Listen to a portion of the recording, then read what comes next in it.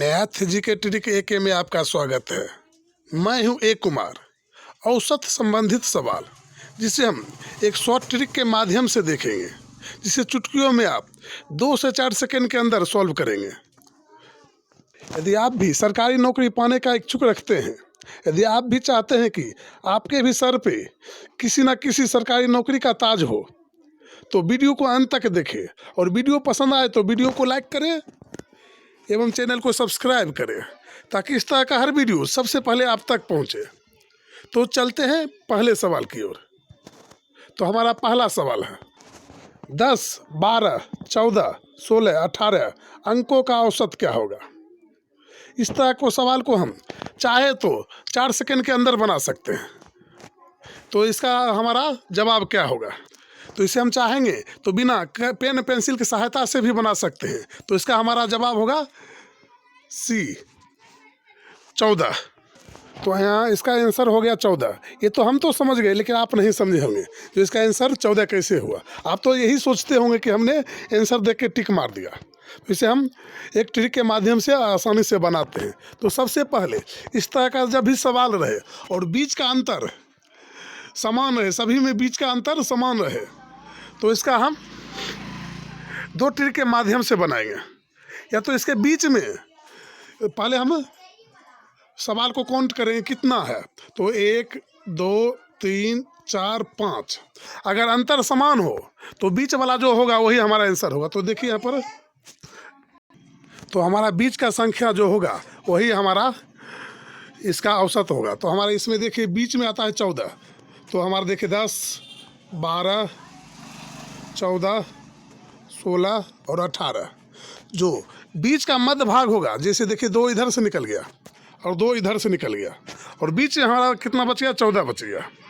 तो जो बीच में बच गया वही हमारा आंसर होगा। लेकिन कभी कभी ऐसा होता है जिस तरह के सवाल में 4 अंक का रहता है, जैसे मान चलिए 10, 12, 14 एवं 16, इसमें हमें औसत पूछा जाएगा। तो इसका औसत क्या होगा। तो यहाँ तो बीच आता ही नहीं है, इधर से 2 निकल गया और इधर से भी 2 निकल गया, तो इसमें हमारा बीच बचता ही नहीं है। तो इसमें बीच की संख्या क्या होगा, तो ये दोनों के बीच की संख्या जो होगा वही हमारा औसत होगा। तो इसे हम 2 ट्रिक के माध्यम से बना सकते हैं। एक तो हम बीच वाला जो होगा उसे हम चुन सकते हैं, वही हमारा औसत होगा।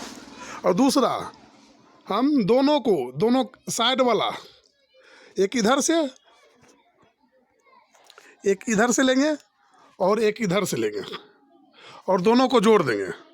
तो 16, 10 हमारा हो गया 26, और 26 में हम 2 से भाग कर देंगे तो हमारा हो जाएगा 13। यानी इसका औसत हमारा निकल के आ जाएगा 13। यानी यहाँ पर हमारा जो बीच का जो संख्या होगा 13 होगा, वही हमारा औसत होगा। इसमें भी देखिए, इस सवाल में भी ऐसा ही हम बना सकते हैं। देखिए 18 हो गया और ये 10 को हम जोड़ देंगे, 18, 10, 28। 28 में हम 2 से अगर भाग करते हैं तो हमारा निकल के आता है 14। तो ये भी हमारा आंसर हो गया 14। तो इस 2 विधि के द्वारा हम बना सकते हैं, लेकिन तब ये शर्तें लागू होगा जब बीच की दूरी हमारा समान होगा। देखिए जैसे यहाँ है 10, 2, 12, यहाँ पर भी 2 का अंतर है।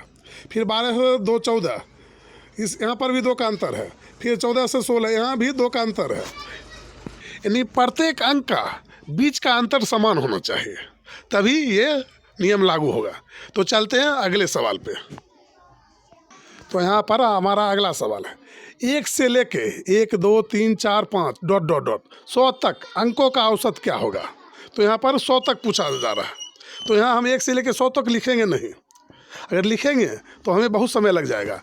1, 2, 3 अगर ...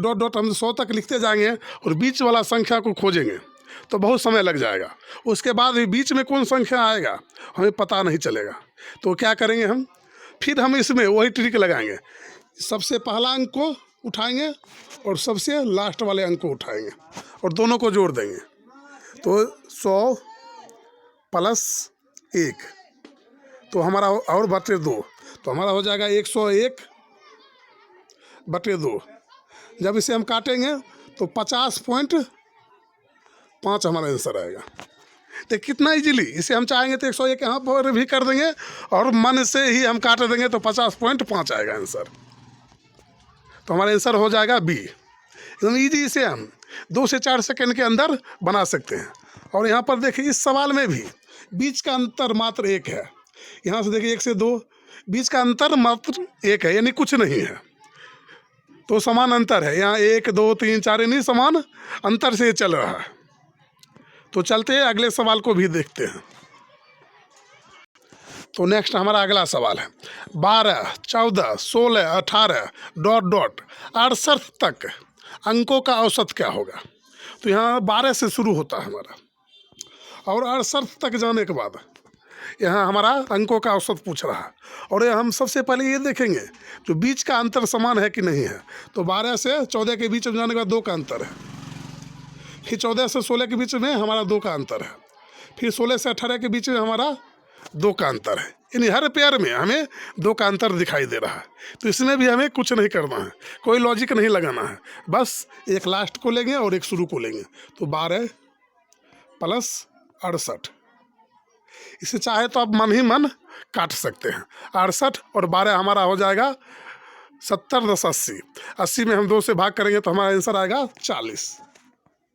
तो हमारा आंसर हो जाएगा 40।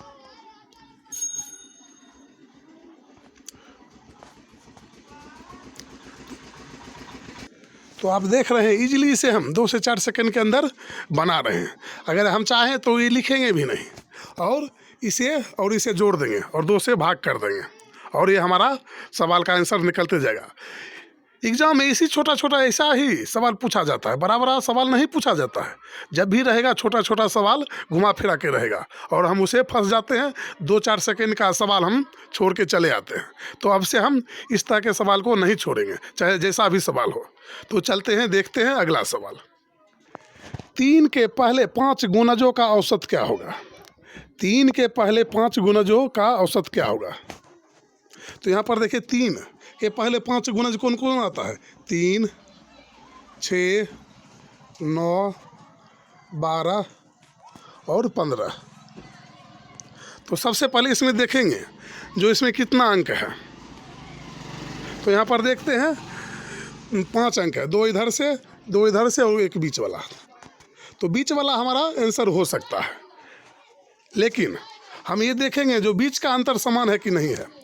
तो यहाँ पर देखिए यहाँ से 3 से 6 के बीच में जाने के बाद 3 का अंतर आता है, फिर 6 से 9 के बीच में हमारा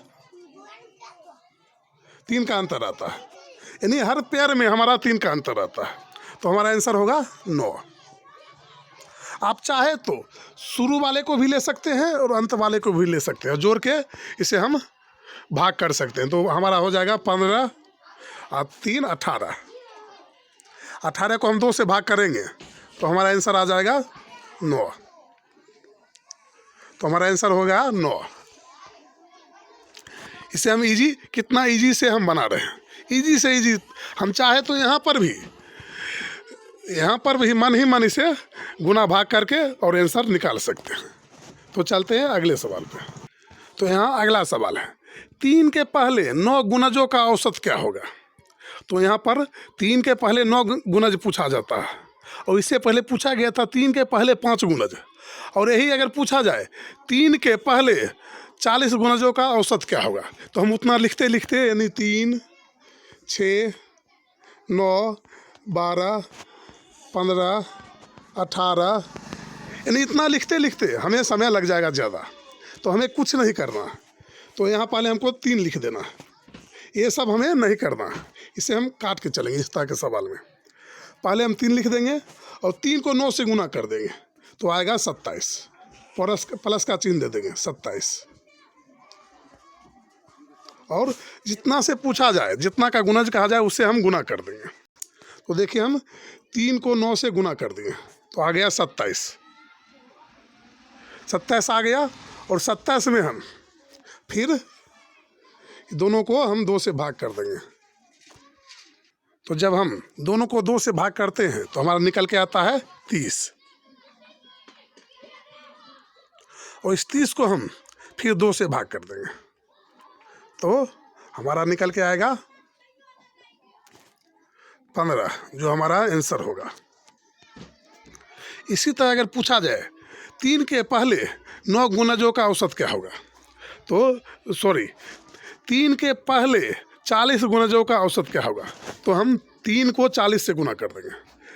3 को 40 से गुना कर देंगे तो 4 तिया 12, 120 आ जाएगा हमारा, और प्लस 3 कर देंगे, और उसे हम फिर से 2 से भाग कर देंगे। तो इसी तरह से हम चाहे 3 के बारे में पूछे या 5 के बारे में पूछे या 7 के बारे में पूछे, पहले अगर 9 गुणजों का अंतर या 10 गुणजों का अंतर अगर पूछा जाए तो हम इसी तरह से हर सवाल को सॉल्व करेंगे। तो चलते हैं अगले सवाल पे। अगर यही पूछा जाए आपसे कि 7 के पहले 9 गुणजों का अंतर क्या होगा, 7 के पहले 9 गुणजों का अंतर क्या होगा, तो हम 7 को, पहला तो हमारा 7 हो गया, और 7 को हम 9 से गुना कर देंगे। 7 9 63 हो गया। ये अंत का हमारा अंक हो गया, अंतिम का अंक जो हो गया हमारा 63 हो गया, और ये पहला अंक हमारा हो गया 7, तो 7 जोड़ देंगे और 2 से हम भाग कर देंगे, तो आ जाएगा हमारा 70। 70 में हम 2 से भाग करते हैं तो हमारा आता है 35, तो हमारा आंसर होगा 35। इस तरह से हम इस तरह के हर सवाल को सॉल्व करेंगे। तो चलते हैं अगले सवाल पे। 100 तक की सभी विषम संख्याओं का औसत क्या होगा, यानी 100 तक सभी विषम संख्याओं का औसत क्या होगा। तो विषम संख्या वो संख्या होता है जिसमें एक या वो स्वयं संख्या से के अलावा किसी से भाग ना लगे, वो होता है विषम संख्या। जैसे 1 3 5 7, ये सब हमारा हो गया विषम संख्या। तो ये देखिए, ये सब ऐसा संख्या है जिसमें एक के अलावा या वो खुद संख्या के अलावा किसी से भाग नहीं लगेगा। तो इस सिचुएशन में हम क्या करेंगे, वो संख्या होता है जिसमें 2 के अलावा, जिसमें 2 से भाग नहीं लगता है। तो विषम संख्या वो संख्या होता है जिसमें 2 से भाग नहीं लगे। तो हमारा डॉट डॉट 1 से लेके 7 तक लिखते हैं, उसका डॉट डॉट दे के हम 100 अगर लिखते हैं तो 100 हमारा हो जाएगा सम संख्या। तो विषम संख्या हमारा होगा 100 से पहले वाला संख्या, तो हमारा हो जाएगा 99। 99 तक हम लिखेंगे तो हमारा होगा विषम संख्या, और अगर 100 हम लिख देंगे तो वो हमारा हो जाएगा सम संख्या। तो 100 को हम नहीं लिखेंगे, 100 को हम नहीं लिखेंगे, और हम पहले वाले अंक को और लास्ट वाले अंक को जोड़ देंगे। तो 99 प्लस 100 यानी 1, 99 प्लस 1, तो हमारा निकल के आएगा 100। 100 में हम अगर 2 से भाग करते हैं तो हमारा आता है 50, जो हमारा आंसर होगा सी। हमारा विषम संख्या होगा 50, यानी औसत कितना होगा 50। तो चलते हैं अगले सवाल पे।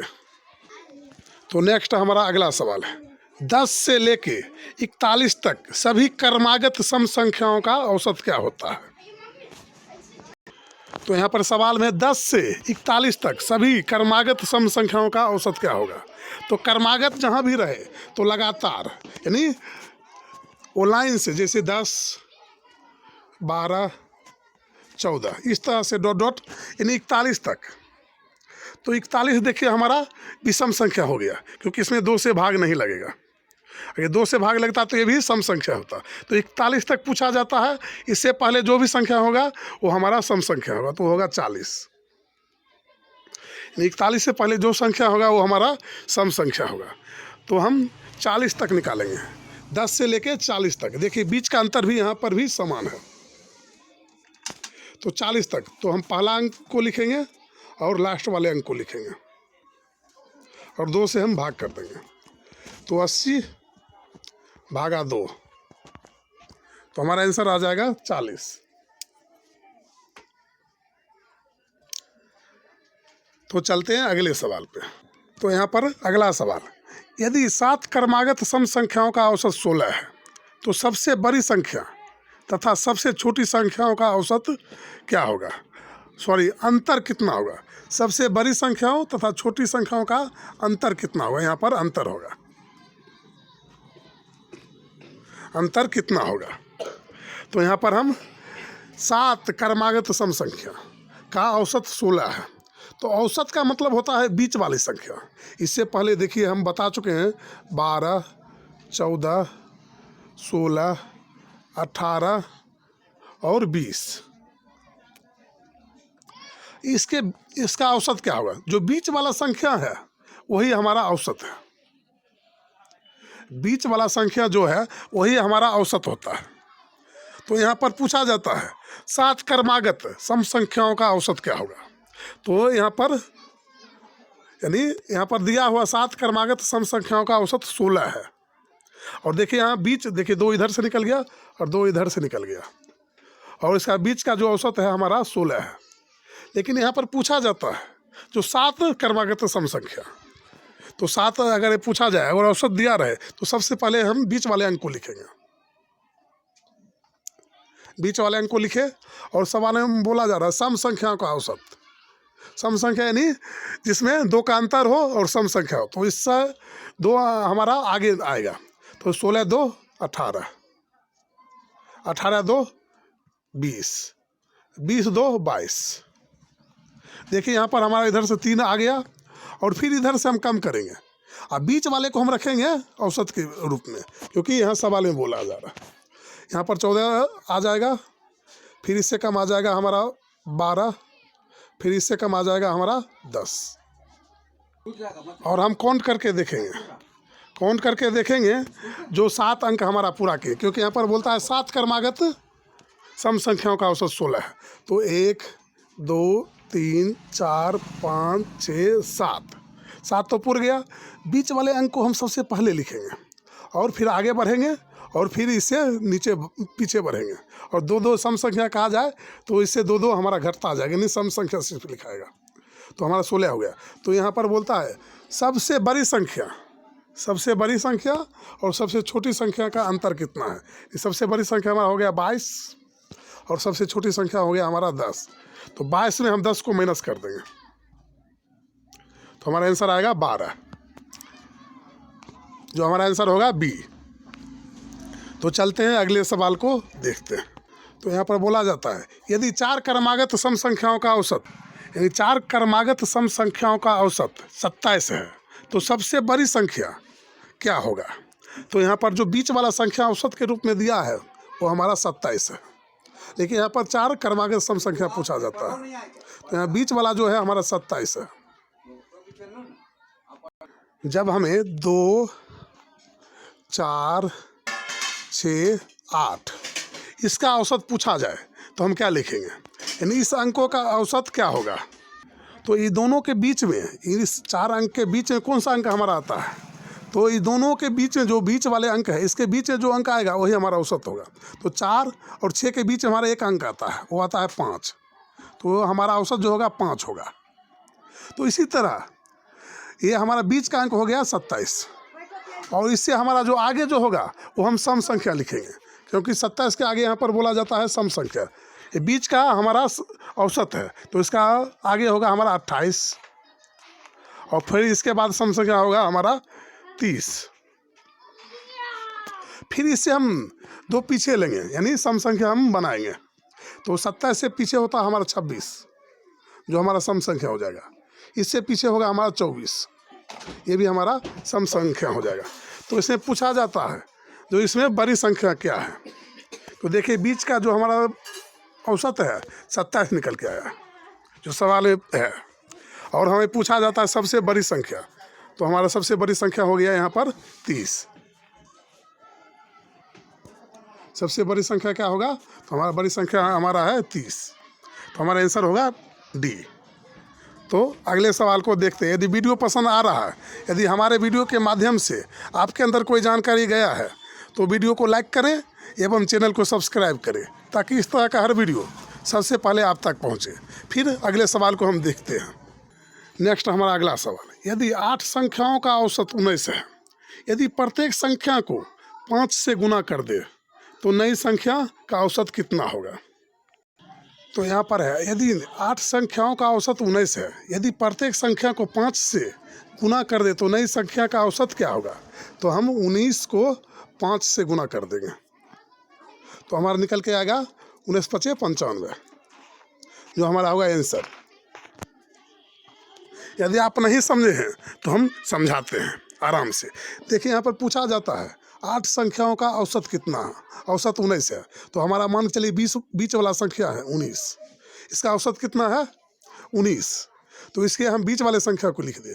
इससे पहले हम 19, 20, 21, 22 और 18, 17, 16 डॉट डॉट ये हम कहीं तक लिखेंगे। तो हर संख्या में हम 5 से गुना करेंगे, 5 से गुना करेंगे। तो यहाँ आएगा 80, यहाँ आएगा 75 और यहाँ आएगा 90 और यहाँ आएगा 95 और यहाँ आएगा 100। फिर भी हमारा जो औसत है, जो बीच वाला संख्या, यही तो आएगा। बीच में जो हमारा है यही तो संख्या निकल के आएगा।